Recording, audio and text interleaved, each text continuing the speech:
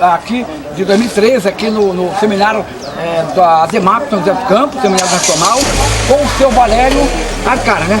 Que é professor de História, que acabou de dar um show lá. Ele deu um show, ficou palestrando quase 2 horas, várias perguntas foram feitas a ele, explicou tudo, esclareceu para todo mundo. Eu gostaria que o senhor esclarecesse aqui para o nosso internauta, CB Vale Brasil, exatamente o que foi a sua palestra lá e o que as pessoas tanto lhe fizeram perguntas. Por favor, senhor Valério Arcara, por favor. Eu fui convidado pelo seminário que reúne associações de aposentados de todo o Brasil. Estão aqui em uma representação de quase 200 de delegados. Eu fiz uma conferência sobre o tema do impacto da crise econômica mundial 2008 sobre o Brasil e tentei esclarecer para os que vieram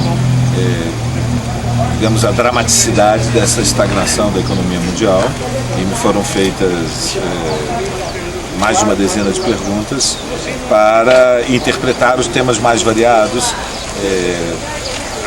as informações, por exemplo, do IDHM, que foi agora divulgado esta semana em base ao Censo 2010, né, o Índice de Desenvolvimento Humano dos Municípios. E, fundamentalmente, nesse contexto, eu apresentei algumas ideias chaves. A primeira ideia é que nós estamos diante de uma década perdida para a economia mundial. É esse contexto mais geral que explica por que os salários são como os salários são, por que existe enorme dificuldade para respeitar os direitos dos aposentados, por que as contas públicas estão estranguladas pelo peso da dívida pública, por que os jovens protestaram em junho e foram às ruas, por que as centrais sindicais convocam para o dia 30 de agosto um dia nacional de luta, de greves, de protestos. E foi então, foi uma tarde de formação, digamos assim, uma atividade de formação, portanto de educação política, para todos os que vieram. Foram muito simpáticos, foi uma atividade, eu acho que bem sucedida. Professor, o senhor esclareceu tudo, a gente já tem a imagem, tudo que o senhor falou para o pessoal, como palestrante, tá? Na minha modesta opinião, o senhor é o que mais, até o momento, a melhor palestra, na minha opinião, foi do senhor até agora. Claro que os outros também foram excelentes, mas pelo menos a que mais chamou a atenção, prendeu mesmo, todo mundo lá. Inclusive nós, que estávamos cinegrafistas, o meu cinegrafista parou para... Vocês são muito gentis. O senhor teve um determinado momento que o senhor parece que falou alguma coisa da Espanha. Parece que eu entendi. Estado espanhol. Por favor, explica o que o senhor quis exatamente. O Estado espanhol, de resto, todos os países do Mediterrâneo, são aqueles que estão sofrendo as consequências mais dramáticas agora com a crise. Ela se expressa no aumento do desemprego, especialmente aquele que atinge a juventude, com índices impressionantes, índices que a Europa não conhece desde a crise de 1929, índices que se aproximam, por exemplo, para aqueles que têm até 28 anos, de 50% da população economicamente ativa, e isso tem um impacto sobre toda a vida social. Por exemplo, no Estado espanhol, são 500 famílias que estão sendo desalojadas das casas porque não podem pagar os financiamentos de longo prazo para a casa própria, por dia. Isto é uma tragédia, evidentemente. Estamos falando, portanto, de um processo de empobrecimento numa escala que é verdadeiramente uma tragédia histórica, uma tragédia social. Em última análise, para resumir numa palavra, significa que a geração mais jovem não tem nenhuma esperança de poder viver sequer, embora tenha mais escolaridade que a geração mais velha, não tem como viver como a geração mais velha. Isto é uma inversão. Ou seja, desde o final da Segunda Guerra Mundial, sempre aqueles que chegavam à vida adulta tinham mais ou menos a certeza que iam pelo menos ter o padrão de vida dos seus pais e eventualmente, por terem estudado mais, iam conseguir ter uma vida um pouco melhor, ter condições materiais e culturais e sociais de existência superiores à da geração anterior. Bom, é isto que mudou, isto se inverteu. Hoje os jovens, aqueles que têm menos de 30 anos nestes países, e em outra proporção, mas também na França, na Grã-Bretanha, na Alemanha, têm sérias razões para duvidar de que seja possível. Olha, eu não vou tomar muito tempo, porque o senhor já palestrou 3 horas quase lá, fazer a derradeira pergunta que eu acho que o internauta vai querer saber. O senhor é pessoa entendida, sabe tudo do assunto que eu estou vendo aí, a gente observa. Essas manifestações que ocorreram agora deram uma esfriada, ontem voltou alguma coisa a acontecer. Tá? O senhor acha que a população está certa mesmo? A Dilma tem que virar porque a corrupção no Brasil cada vez é pior. A gente vê deputado corrupto voltar. E isso tudo aconteceu. Vai melhorar o país, a Dilma agora vai se conscientizar. Nós podemos ter esperança nesse país? Por favor, professor. Eu acho que o mundo não vai ficar melhor se não houver mais luta social. Eu acho que a pressão das ruas foi extraordinária e em muitas e muitas cidades foi possível reduzir o preço das passagens, mas vamos dizer que foi uma manifestação numa escala igual, em algumas cidades até maior do que foi o Fora Collor em 1992, ou seja, mais de 20 anos atrás. Até agora o que se conquistou de fato foi pouco, se conquistou muito pouco. Este movimento não foi só por centavos. Este movimento, como os próprios jovens escreveram nos seus cartazes, foi por direitos. Essa é a disputa.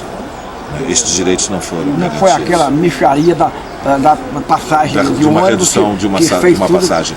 Então todo o tema que está envolvido, inclusive a corrupção, incluindo a corrupção, evidentemente. A corrupção, há um escândalo, é uma semana um escândalo mais dramático que o outro. Esta semana está em todas as manchetes dos meios de comunicação a corrupção na Companhia do Metrô de São Paulo.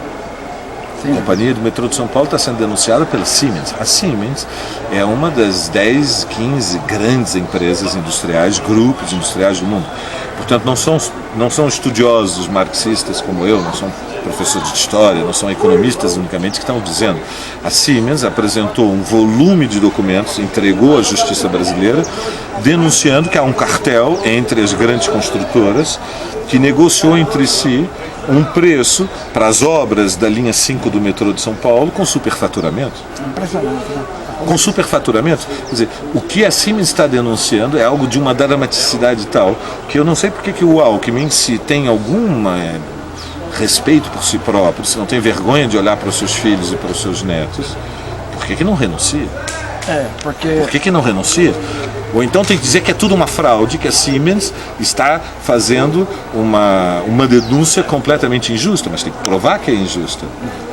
Não há nenhuma indicação de que não seja verdadeiro. Isso, evidentemente, vai inflamar, incendiar a imaginação dos jovens que foram às ruas em junho. Em junho nós ainda não sabíamos do impacto que é a denúncia do superfaturamento da Companhia do Metrô. Mas a Companhia do Metrô é uma exceção no Brasil? Ou seja, o que está acontecendo na Companhia do Metrô não deveria nos levar a nos perguntarmos e como foi a licitação das obras para a construção das hidroelétricas em Giral ou em Belo Monte, ou como estão sendo as obras, como foram as licitações dos estádios de futebol, ou qual foi o impacto que teve a privatização dos portos até agora. Então, aqui está envolvido todo um grande tema que aqui há uma relação promíscua, impublicável, desonesta entre o Estado brasileiro e as grandes empresas. Há uma fúria na juventude, porque o coração jovem é um coração mais forte. Ou mais sensível. Ou mais sensível, talvez, ao impacto desta tragédia. Para eles entender. E o mais provável é que eles voltem às ruas. É onde que eles vão às ruas e começam a colocar máscaras. Vão às ruas. E uma parte deles estão muito zangados e estão atirando pedras. Claro, nós não vamos transformar o Brasil atirando pedras, mas está errado como método de luta. Mas é fácil de compreender a fúria. A fúria, há razões para a fúria. O que vai mudar o Brasil são centenas de milhares, milhões de pessoas. Olha, eu falei que ia fazer, mas eu vou fazer nada mais conversar com alguém culto, intelectual, para você ver Vale Brasil, que a gente está fazendo uma audiência excepcional, programas ao vivo, todo domingo, inclusive você vai participar pela webcam, vamos combinar isso aí depois. Aquela pergunta, o mensalão, na realidade, alguém vai ser preso, vai ser condenado, porque aquela coisa toda, o presidente do Supremo Tribunal, no fim ficou, parece que vai terminar impeachment. O que vai acontecer? O senhor acha que os deputados, alguém vai arcar com a responsabilidade do mensalão? Por favor. O Lula, será que está envolvido? Eu não sei. Então, lá o Marcos Valério diz que ele está envolvido. Agora, o Polícia Federal entrevistou. Olha, o Brasil está complicado. Está complicado. Há uma opinião sobre o mensalão para a gente terminar essa entrevista. Eu acho que o mensalão é a demonstração de que há financiamento privado escandaloso das campanhas das máquinas políticas eleitorais, e o PSDB e o PT foram os articuladores disso. Olha são lá, irmãos gêmeos. Tá vendo? Olha aí. É isso que entregamos. Aqui no Congresso. É o que os autos do processo demonstram. PSDB e PT, ambos têm um caixa 2 eleitoral e ele é financiado pelas grandes empresas que têm contratos com o Estado. O dinheiro não cai do céu. Ou seja, o governo federal do Brasil está na mão das grandes empresas que financiam as máquinas eleitorais. É triste, mas é assim. Tá certo. Não há grande diferença entre esses dois Professor, partidos. muito obrigado. Desculpa tomar o seu tempo, o senhor acabou de agradecer. O senhor está falando para a TV Vale Brasil.com.br. Obrigado, TV Vale Brasil. Sensação da mídia. Obrigado. Boa tarde, amigo internauta da TV Vale Brasil. Estamos aqui em Caraguatatuba, no Seminário Nacional da ADEMAP de São José dos Campos. Estamos aqui com o Zé Carlos, que é da Federação dos Aposentados do Rio de Janeiro, que esteve conosco lá em Brasília recentemente. Zé Carlos, por favor, fala para o internauta da TV Vale Brasil.com.br, a nova sensação da mídia, o que você realmente está fazendo aqui no Seminário Nacional. Você acabou de fazer lá uma palestra. Isso, por favor, meu querido Zé Carlos, por favor. Bom, nós estamos aqui porque nós estamos cada vez querendo aprender mais e passando nossa experiência para outros companheiros e dele escolher também a experiência. Porque o que está acontecendo? Nós estamos vivendo um Brasil diferente, um Brasil onde toda a sociedade está participando de manifestos, Vamos lá, porque o som vai atrapalhar. Vamos naquela sala. Pode falar. Boa tarde, amigo internauta da TV Vale Brasil. Estamos aqui em Caraguatatuba, no dia 2 de agosto de 2013, no Seminário Nacional da ADEMAP. Estamos aqui com o Zé Carlos, que é da Federação dos Aposentados do Rio de Janeiro, que esteve recentemente conosco lá em Brasília, na luta pelos aposentados. E ele que vai falar para o internauta da TV Vale Brasil, que ele acabou de marcar a presença aqui no seminário. Por favor, o que está rolando realmente aqui, esse seminário em prol do aposentado? Por favor, Zé Carlos, por favor. Bom, isso aqui nós estamos vindo discutir propostas, né, e colher experiência e trazer experiência de outros estados, porque nós estamos atravessando um momento importante, né, da política brasileira, quando os jovens e toda a sociedade hoje está insatisfeita com o que está ocorrendo, com o governo, e então estão se manifestando contrário a tudo isso que está acontecendo. Por quê? Hoje a sociedade está sofrendo como um todo. O aposentado vem sofrendo há muito mais anos. Então o que ocorre? A gente está aqui reunido para a gente tirar propostas de lutas, proposta concreta, com essas lideranças que estão aqui de outros estados, de vários estados, para que a gente possa realmente ir para a luta, mas ir para uma luta sabendo o que vai fazer. Porque hoje o que está ocorrendo com o governo, ele está tirando tudo que é nosso, né? Direto e indiretamente, quando ele está exonerando a folha de pagamento, onde ele está tirando do aposentado para dar para os empresários. Quando eu até citei a questão do lendário Robin Hood, que ele tirava dos ricos para dar aos pobres. E esse governo faz o contrário, faz o oposto. Ele tira dos pobres, que hoje o aposentado é pobre, quase miserável, eles tiram nosso para dar para os ricos, que é justamente os empresários. E o que ocorre? E a mídia também, hoje o que ela fantasia, que hoje o idoso é melhor idade. Como pode ser melhor idade para o idoso se falta o hospital?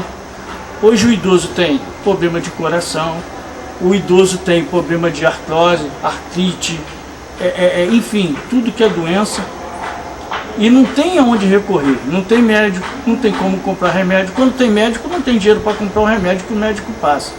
Então por que isso é melhor idade? Isso é uma maneira de enganar a população e enganar o próprio velhinho, que acha que ele se empolga quando fala que ele está na melhor idade. Mas na realidade não é a pior idade.